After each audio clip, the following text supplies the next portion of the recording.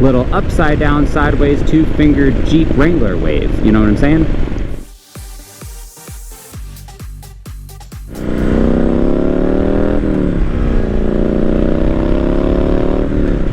What is going on, my friends? Welcome back to the channel, or welcome to the channel. Y'all know what I mean. But anyways, I'm Evan and I love motorcycles. So when I decided to get my motorcycle license, it was when I had, seen a group of guys riding Honda Monkey 125s around town, waving to people, revving their engines, and generally just like goofing around, but on 125cc motorcycles where they couldn't really get themselves into too much trouble. And they just seemed, so happy, as if they had figured out the secret to life. So I was thinking, like, what had they figured out that I hadn't? It was just that they had found something they enjoyed doing, that they were passionate about, and then had decided to share the fun with others. But anyways, at the time, I was just thinking the answer was that they had motorcycles and I didn't, which was silly because a motorcycle is a tangible object, whereas what they were displaying and what I was reaching for was something intangible. You know what I'm saying? So anyways, I did a little research. I had bikes before, but decided it was time for me to get my license. So off I went to the DMV to take the test, and I passed, duh. And a few weeks later, my Class M license showed up in the mail.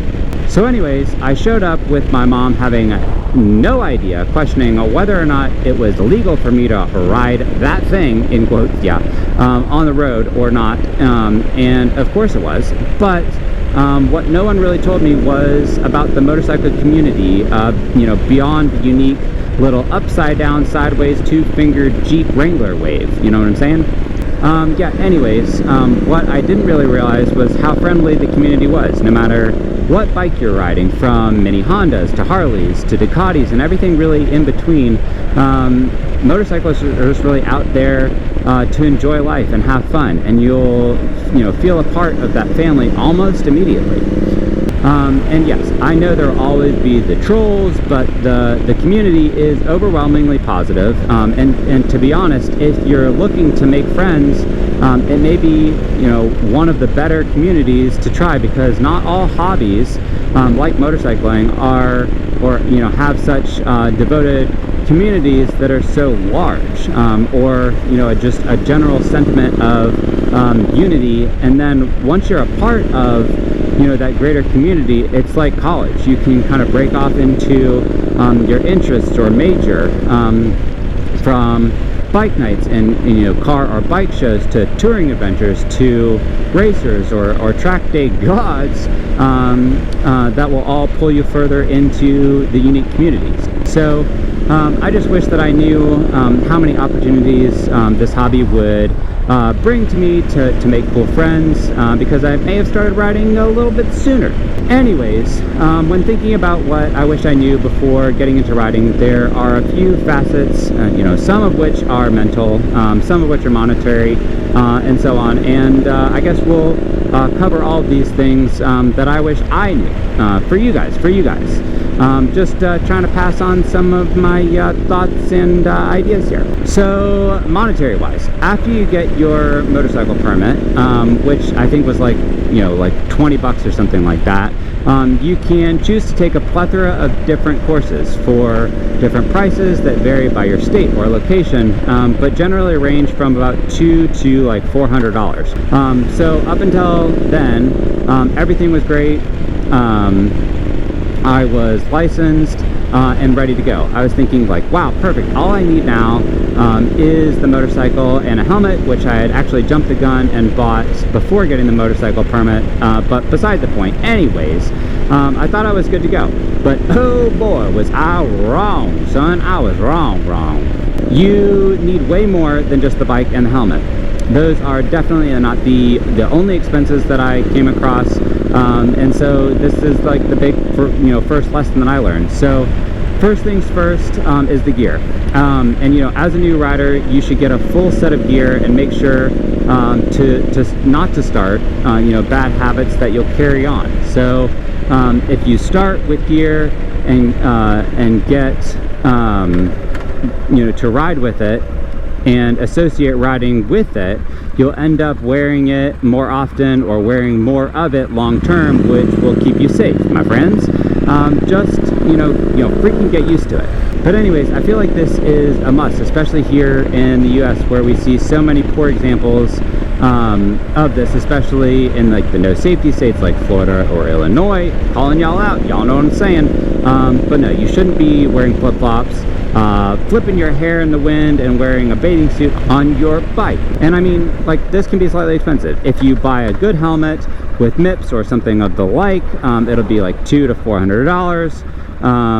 But it's well worth the money. And then a jacket, that's like another $100. Pants, maybe another $150. Boots, another $150. Gloves, another $25 to $40. Totaling up at like $600 to $700.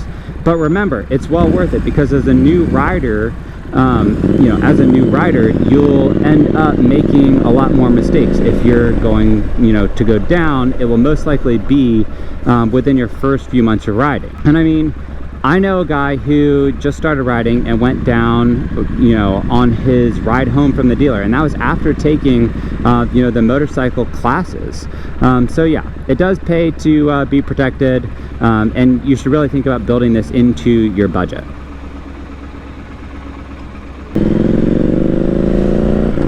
Anyways, the next thing I learned really through talking with more veteran riders, and it really has to do with dropping your bike. You are going to drop it, even if it's not, you know, by crashing it. And I mean, definitely 100% you're going to drop the bike, even if it's while like loading it. I mean, I dropped mine in the first week I had it trying to do a U-turn, and it was so heavy that once it started going down, I just stepped off and away from it. But my point really is, you should either protect your bike with engine guards, or really just buy a used bike as your beginner bike, because there's no sense in buying a brand new bike if you're probably going to scuff it up.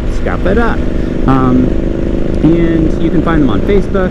I think, in fact, like, I bought most of my bikes on Facebook Marketplace, and as long as you do your research and check it out before buying it, you usually can't really go wrong, especially with like lower mile bikes, you know? So yeah, while motorcycles may seem like a less expensive alternative to a car and a great amount of performance for the price, you have to remember that there are, you know, additional costs to consider when looking at getting into motorcycling. And in many ways, they can be less expensive, but remember, they're usually, you know, requiring additional investments in gear and all that other sort of good stuff. And also, they generally have different maintenance schedules. Rarely will you find a bike that has an 8,000 to 10,000 mile service interval, and you know, a high mileage on a bike is usually around 30,000 to 40,000 miles instead of the 90,000 to 110,000 miles you can get from a car.